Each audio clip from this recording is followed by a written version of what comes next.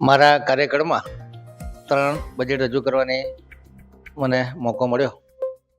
ખાસ કરીને જે પબ્લિક પાર્ટિસિપેશન હોય, તમામ ચૂંટાયેલા પ્રતિનિધિઓ, અધિકારીઓ, નાગરિકો અને સિવિલ સોસાયટીના સભ્યો એમના જે સૂચનો આવે અને જે તકલીફ નાગરિકોને પડતી હોય એ સોલ્વ કરવાની પ્રામાણિક કોશિશ કરી છે. ખાસ કરીને વાત કરીએ કે જે 600 કરોડનું કેપિટલ એક્સપેન્ડિચર કરવાવાળી કોર્પોરેશન, ગત વર્ષે અમે લોકોએ 1550 કરોડના ચૂકવણા કર્યા છે. આ વર્ષે અમે 1700 થી 1800 કરોડના કેપિટલ એક્સપેન્ડિચર એટલે કે મૂડી વ્યયનો ટાર્ગેટ રાખીને બેઠા છે. આવનારા વર્ષે 2450 કરોડ રૂપિયાનું ચૂકવણું કરવામાં આવે.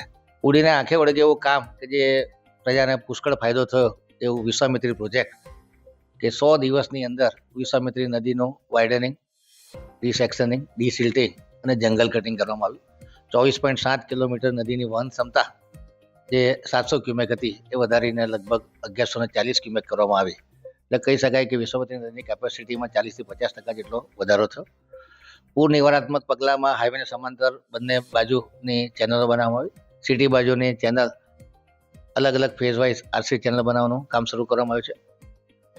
અને હાઈવેની રૂરલ બાજુની જે સાઇડ છે એમાં પણ જે વોકવે હતા એ બધા તોડી નાખવામાં આવ્યા અને 3-4 લેયરમાં જે અલગ અલગ ચેનલો હતી, સિકંદરાપુરા પાસે ચેનલ હોય, ઇરિગેશન ચેનલ, સમાંતર ચેનલ હોય, છેક જાંબુઆ સુધી આ તમામ પાણી વહી જાય અને શહેરમાં પાણી ના આવે એ માટેની કોશિશ કરવામાં આવી.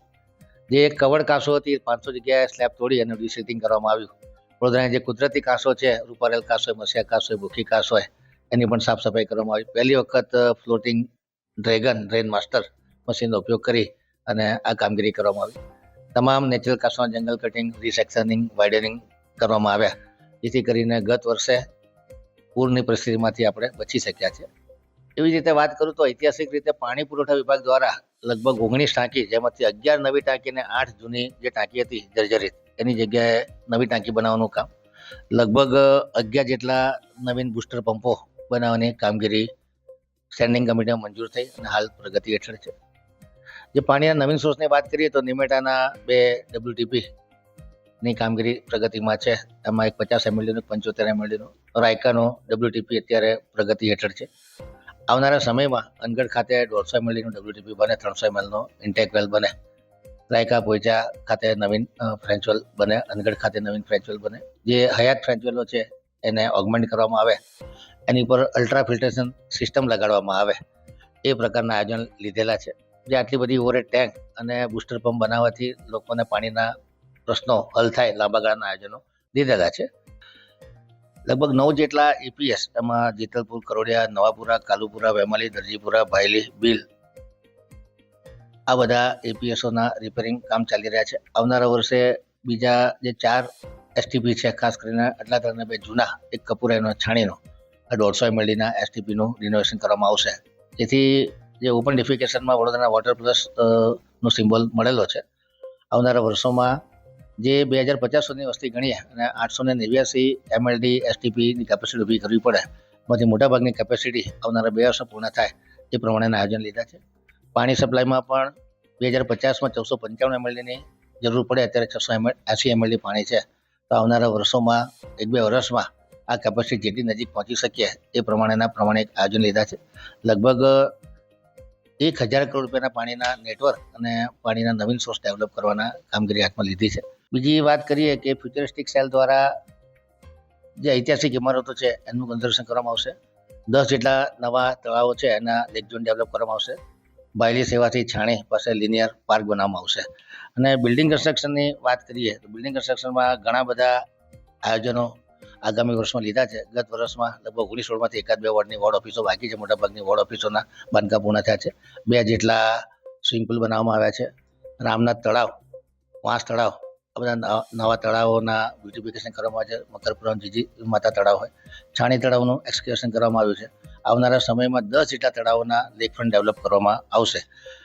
એટલે લોકોની સુખ સુવિધામાં વધારો થાય, લોકોની હેપીનેસમાં વધારો થાય એ પ્રકારના આયોજન લીધા છે. ઇતિહાસમાં પહેલી વખત એવું કહી શકાય કે મિકેનિકલ શાખા દ્વારા ઘણા બધા વ્હીકલોની ખરીદી કરવામાં આવી છે, જેથી કરીને જે અમારા કાઉન્સિલરો છે અને નાગરિકોને કોઈ પણ વસ્તુની જરૂર પડે, જેમાં JCB મશીન હોય, લોડર હોય, ટ્રેક્ટર હોય, જેટિંગ મશીન હોય, રિસાયકલર મશીન હોય, સક્શન મશીન હોય, મોબાઈલ ટોયલેટ હોય, આ તમામ પ્રકારના સાધન સામગ્રીની ખરીદી કરવામાં આવી છે. આવનારા સમયમાં 6 રોડ સ્વીપર લીધા છે, બીજા રોડ સ્વીપર લેવામાં આવશે, જટાયુ મશીન લેવામાં આવશે, વીડ હાર્વેસ્ટિંગ માટેના મશીન લેવામાં આવશે. વડોદરા સયાજીરાવ ગાયકવાડની નગરી છે એટલે તમામ હેરિટેજ ઇમારત 128 ઇમારતોને નોટિફાઈ કરી અને પ્રાયોરિટી અનુસાર જે ઇમારતોના રિનોવેશન કરવાના છે એ રિનોવેશન પણ કરવામાં આવશે, જેથી કહી શકાય કે વિરાસતથી વિકાસની સાથે સાથે વિરાસતનું રક્ષણ થાય અને મહારાજા સયાજીરાવ ગાયકવાડે જે આપણને લેગસી આપી છે, જે હેરિટેજ બિલ્ડિંગો આપી છે, એ પણ સારી રીતે મેન્ટેન થાય. લોકોની સુખ સુવિધા માટે આવનારા સમયમાં કાર્બનનું પ્રોડક્શન ઘટે એ માટે PME બસ દ્વારા લગભગ 250 જેટલી બસો વડોદરા શહેરમાં દોડશે, તબક્કાવાળા બસો આવશે. સલામતી અને સુરક્ષાની વાત કરીએ તો કહી શકાય કે વડોદરા સૌથી સેફેસ્ટ સિટી છે. નવરાત્રિના તહેવાર દરમિયાન બહેનો દીકરીઓ રાત્રે પણ ફરી શકતી હોય છે. 2400 જેટલા CCTV કેમેરા કાર્યરત છે, 33 જેટલા LED TV કાર્યરત કર્યા છે. આઉટડોર એડવર્ટાઇઝિંગ પોલિસી બનાવી અને દરેક રસ્તા પર પ્રોપર એડવર્ટાઇઝિંગ થાય અને વડોદરા શહેરની આવક વધે એ પ્રકારના આયોજન કર્યા છે. ખાસ કરીને જે ટ્રીટેડ વેસ્ટ વોટર છે એ ઇન્ડસ્ટ્રીને વેચી અને એમાંથી આવક ઊભી થાય. આગામી 1 વર્ષમાં 50 કરોડના જે આયોજન છે એ આવક ઊભી થાય એ પ્રકારના આયોજનો લેવામાં આવે છે. વડોદરા શહેર સાચા અર્થમાં ગ્રીન બને, 17% જમીન ઉપર અત્યારે વૃક્ષારોપણ થયેલું છે. એનો ટાર્ગેટ મિશન મિલિયન 2 એક પેડ માં કે નામ દ્વારા 21% એરિયામાં પ્લાન્ટેશન થાય. અત્યાર સુધીમાં 1,28,000 વૃક્ષોનું વાવેતર કરી ચૂક્યા છે છેલ્લા વર્ષમાં. ખાસ કરીને જે ટેકનોલોજીની વાત કરીએ તો ERPના માધ્યમથી 16 જેટલી સુવિધાને ઓનલાઈન કરવામાં આવી છે. વેરામાં પણ QR કોડ લગાડી અને વેરા પણ ઓનલાઈન ભરી શકાય અને નાગરિકોની કમ્પ્લેન જલ્દી સોલ્વ થાય માટે 4 ઝોનમાં એક સિવિક સેન્ટર બનાવી અને એમની ફરિયાદોનું તાત્કાલિક નિવારણ થાય એ માટેના પ્રયાસો કરવામાં આવ્યા છે.